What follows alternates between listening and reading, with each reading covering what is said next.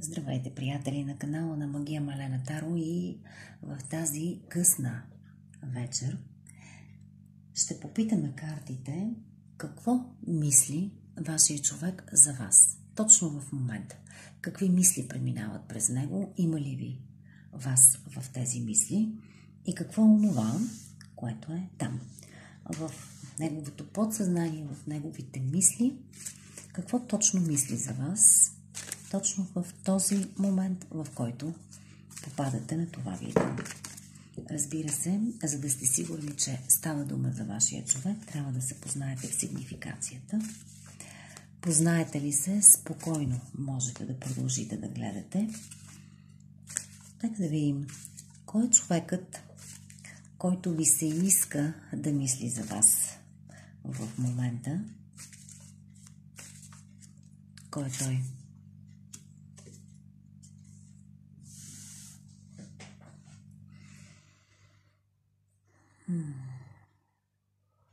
Затворен човек, който търси пречките отвън, човек, който е изтъкан от страхове, човек, който е изтъкан от вътрешни блокажи, човек, който живее в някаква мъгла по отношение на живота си, по отношение на любовните си връзки, изобщо по отношение на себе си, човек, който е с доста замърсена така ментална среда, бих казала.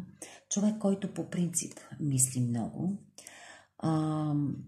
вечно е в някакви премисления, в някакви сметки, в някакви такива, бих казала, човек, който може би много чете, много се интересува, но някак не може да прилага наученото на практика. Определено мислител, така ще го кажа, мислител, но който по-скоро живее в някаква мъгла, отколкото в реалността, изпълнена с страхове, несигурен в себе си човек. Това е така на едно ниво, което може би вие не виждате, но това, което вие виждате всъщност е един затворен човек, ориентиран към себе си, страстен обаче, страстен, човек, който се задвижва според неговите си импулси, според неговите си разбирания. Човек, с който сте с усещането, че ви наблюдава. Да, това е човек, който ви наблюдава, колкото и да показва отстраненост, защото тук се вижда една отстраненост, така по-единична енергия, но това е човек, който тайничко ви наблюдава. Сега тук може да си говорим за поприключили отношения или отношения, които са към края си, или просто така отношения с уговорки, комплицирани, но въпреки това не са съвсем затворени. Или тук не е сложен край, или по някакъв начин този човек усещате все още неговата намеса. Човек, който ви наблюдава, усещате неговата енергия и макар да не присъства в живота ви в чисто физически план, това е един човек, който вие продължавате да усещате. Но аз бих казала, че тук по-скоро нещата вървят на мисловно ниво и на енергийно ниво. Струва ми се, че това е от доста време. Не затворена някаква ситуация, виснала такава, не затворена, усещате още присъствието на човека, чисто така енергийно, и един човек, който много мисли и вие знаете, че той мисли обаче. Някак се усещате с този човек. Добре, какво още за него?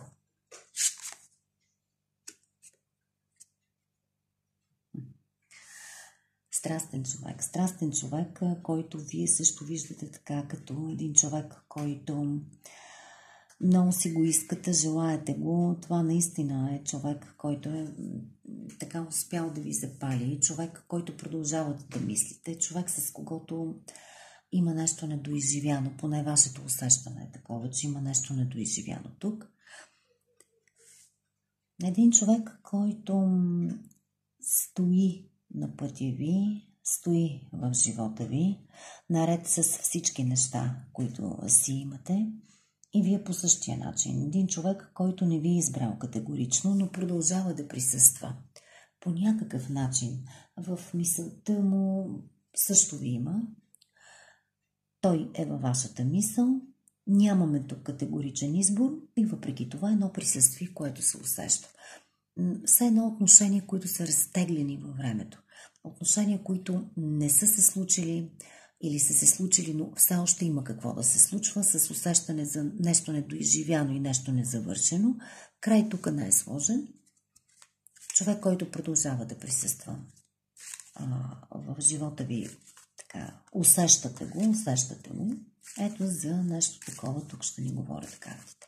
И все пак, нека да видим кой е той като човек, какъв е той като човек. Защото тук картите ни говорят за ситуация. Какъв е той? Кой е той?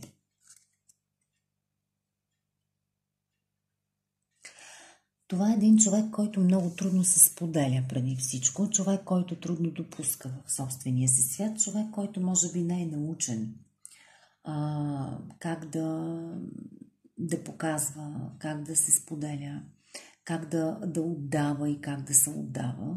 Труден човек, бих казала. Потаен, несподелящ, труден е. Стане ли дума за емоции, това е човек, който се затваря. И съвсем не казвам, че е човек лишен от емоции. Напротив, това е човек, който има емоции, но преживява всичко, когато е сам. Това е един човек, който преживява нещата самостоятелно, не показва навън какво е. Навън може да показва радост, щастие, удовлетворение от живота, да е винаги усмихнат, да е винаги така да се шегува, да създава едно ведро настроение. Дълбоко в него обаче има една такава самота, едно такова, знаете ли, то не е точно самота, по-скоро едно усещане за добре ми е и така. Не ми е много добре, обаче не ми е и зле. Точно така. Човек, който трудно се споделя с друг човек. Човек, който живее в собствения си свят. Далеч не е лишен от емоции обаче. Това, че не ги споделя, не означава, че ги няма. И когато остане сам, това е един истински мечтател. Това е човек, който потъва в илюзии, мечтае, пренася се в някакви други светове. Това, което виждате обаче е обратното. Това е един човек, който не допуска, затваря светът си. Вътрешният му свят е предназначен единствено и само за него. Не допуска. Има някакви притеснения в него. Я да видим какви са твоите притеснения тук.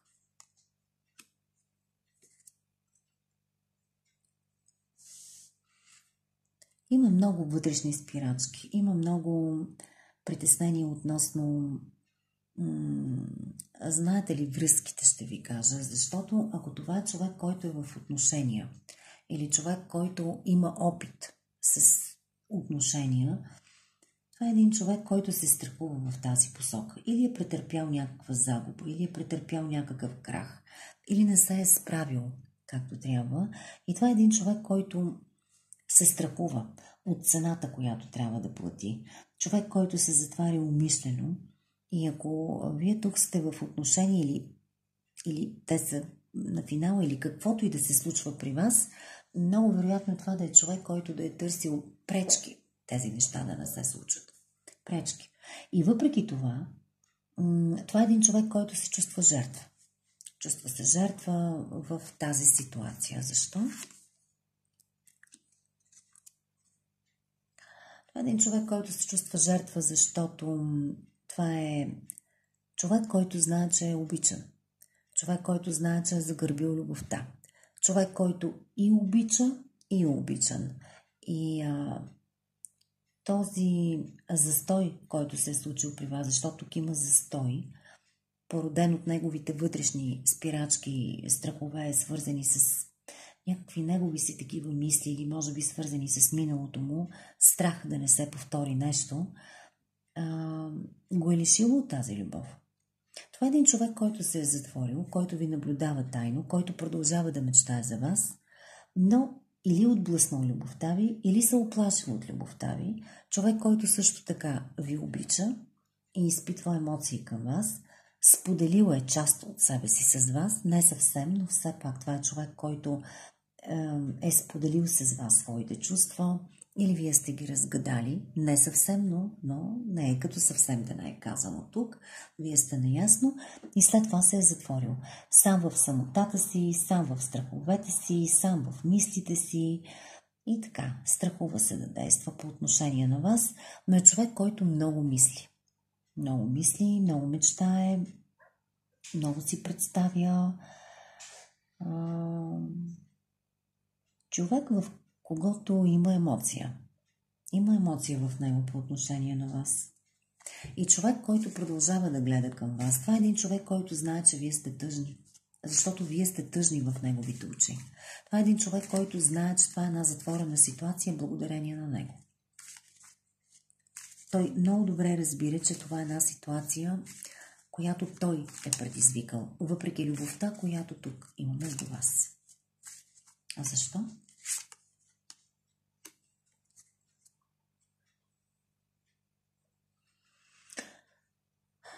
Възможно е това да е човек в семейство или вие да сте човек в семейство. Това е един човек, който е оставил ситуацията или връзката ви така на времето. Много е вероятно тук, много от вас да не са чули края. Просто да сте така, да знаете, че се обичате, да знаете, че има чувства, да знаете, че има емоция и някак с времето да сте се отдалечили. Или това да е един човек, който така да е направил нещата, че да се отдръпнал и вие с времето сте разбрали, че тук нещата няма да се получат. Любовта я има, привързването я има, го има, енергията я има, усещането ви все още за този човек го има, както и при него, така и при вас. И въпреки това, тук виждам двама души с много голямо его. Както вашия човек, така и вие, но по това, което виждам, първи е бил вашия човек. Той е дал предпоставка за това отдръпване. Ако той не се е отдръпнал, той е дал предпоставка вие да се отдръпнете. Но тук виждам двама горди хора, които се обичат. Това е истината. И трябва да ви кажа, че както той мечтае за вас и мисли, така и вие попоглеждате към него. Вие опитвате да се балансирате и да излекувате душата си. А това е един човек, който не прави нищо, но продължава да гледа към вас. Вие усещате погледа му. Вие все още усещате това, знаете го и продължава да ви обича. Ами ако сте познали вашия човек и ситуацията, нека да видим точно сега, в момента в който отваряте това видео и попадате на него, когато и да е това, какво си мисли за вас точно в този момент.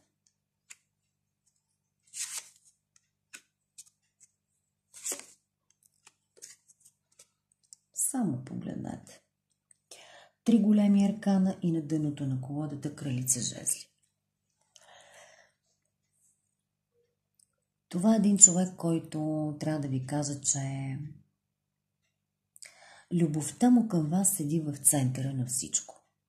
Няма значение какво се е случило при вас, но това е един човек, който ви обича.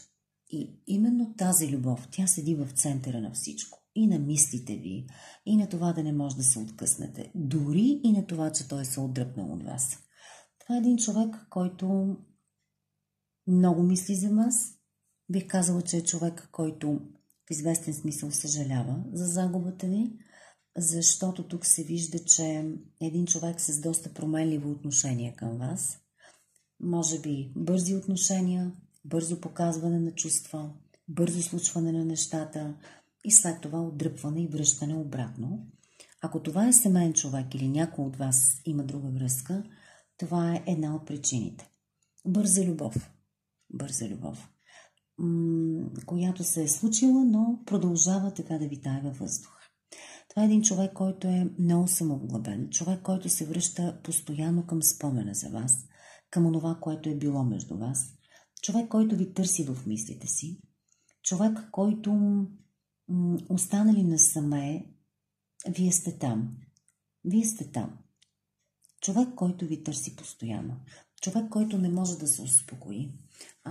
Образа ви излиза и изниква така постоянно и непрекъснато в неговото съзнание. Важни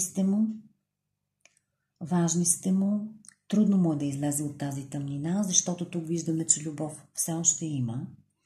И това е един човек, който изпада в едни много крайни състояния по отношение на вас. То така. Много му е трудно да се балансира. Вас ви виждаме в баланс, виждаме ви някак центрирани вече. Това е един човек, който все още не се справя с емоцията си, обаче.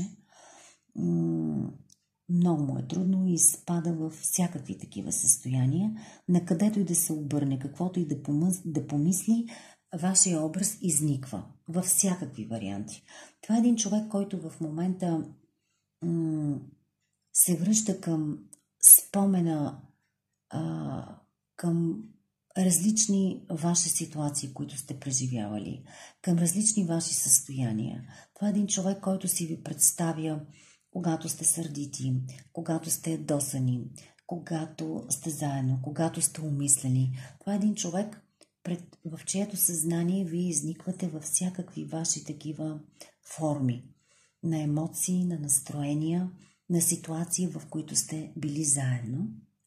Един човек, който трябва да ви кажа, че не ви пуска от мислите си. Човек, който на където и да се устремил, където и да се намира в момента, вие сте там.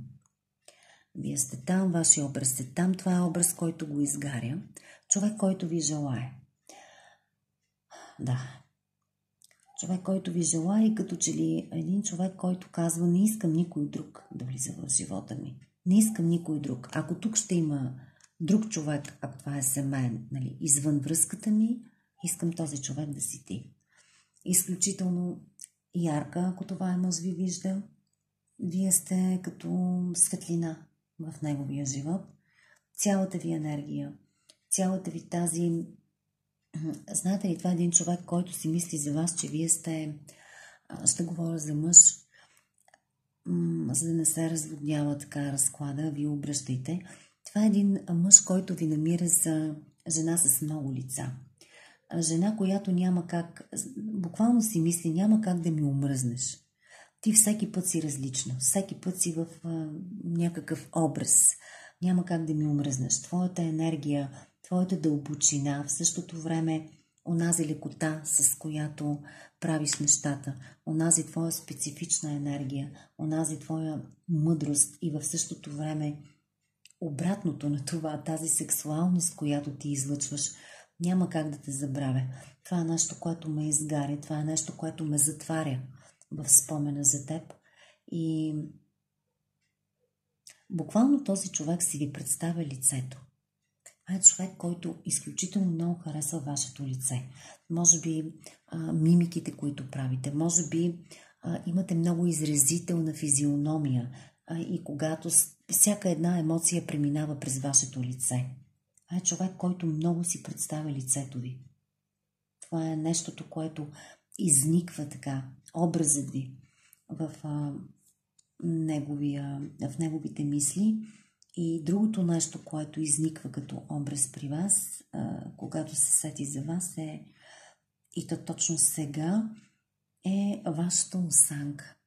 Но не тялото ви, а по-скоро начина, по който се появявате. Начина, по който седите, начина, по който изпълвате пространството. Просто вие умеете да се появявате с апломб. А вие сте жени, говоря за жени, които появявайки се, може би всички обръщат погледи към вас. Имате нещо специфично, нещо, което ви така отделя от тълпата. Не можете да се слеете. И начинът, по който вие се появявате, може би походка, може би нещо специфично, което вие се носите, вие не ходите, вие се носите. Може би имате някаква такава бавна, плавна походка, въпреки че тук виждаме огнени жени, но така нещо, което създава впечатление за вас, като за някаква достолепност. Вие вървите като кралици. Ето това е нещото, което изниква в съзнанието му, когато мисли за вас. Лицето и походката ви, осанката ви. Това са неща, които много, много му харесват. Неща, които са го грабнали във вас. Вие сте жена, която показва емоциите си. Вие сте жена, която е много изразителна във всичко, което прави. И в същото време, наред с тази огнена външност, вие имате и една много дълбока същност. И това е нещото, което го изгаря. Мислите на този човек за вас е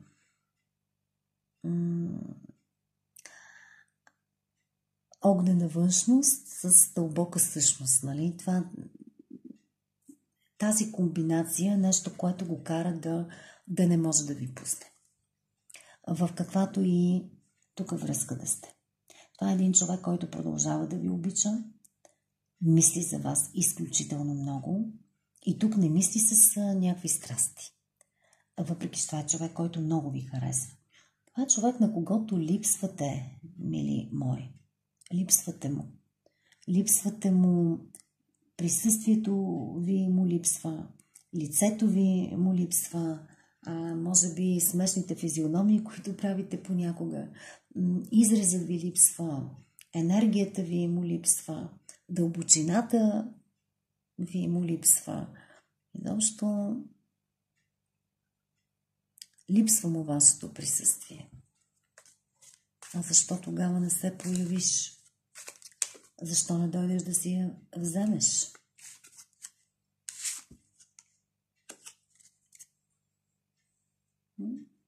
За много от вас това ще са невъзможни отношения. Човека е женен. Или е във връзка. Това е една нещастна любов. Споделена любов, но повече в илюзиите, отколкото в реалността. И вие продължавате да присъствате там в мислите му. И една споделена любов, която оставила обаче огромна празнина в него поради невъзможността да съществувате заедно като двойка. За повечето от вас това ще е подредба за хора, които са в други отношения. Аз казах и преди малко, това е една бърза любов, което не я прави по-малко силна, не я прави по-малко истинска, но тук има ограничения. Тук има или друга жена, или друг мъж, от едната или от двете страни. Това е една любов, която е пълна, истинска, но с усещане за загуба, с усещане за празнота, споделена и в същото време с усещане за несбъднатост и за несподеленост. Защото тук един от вас, и смятам, че това е вашия човек, се е затворил за тази любов. Поради невъзможността тя да бъде избрана. Това е една любов, която в сърцето си вашия човек е избрал, но реалността е друга. Живота е наложил и е поставил нещата така, че да не може да избере вас.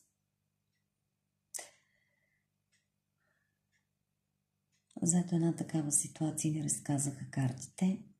Вие продължавате да съществувате да мечтае за вас, в неговата мисъл, в неговия свят. Продължава да ви иска, продължава да присъствате там. Липсвате му и празнотата, която сте оставили след себе си, е огромна.